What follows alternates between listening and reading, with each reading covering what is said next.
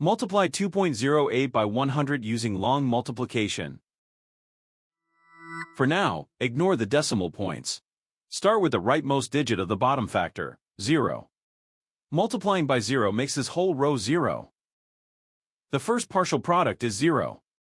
Now use the next digit to the left, 0. Start one place to the left.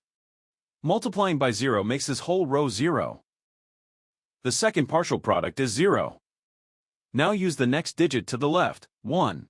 Start two places to the left. 1 times 8 is 8. 1 times 0 is 0. 1 times 2 is 2. The third partial product is 20,800. Now add the partial products, working from right to left. The ones and tens columns each add to 0. Move right to left, one column at a time.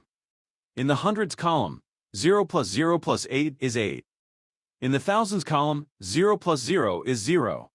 In the 10,000s column, bring down 2. The product of the whole numbers is 20,800.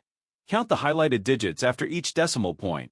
The factors have 2 decimal places altogether, so the product needs 2 decimal places. Place the decimal point 2 places from the right. 20,800 becomes 208.00.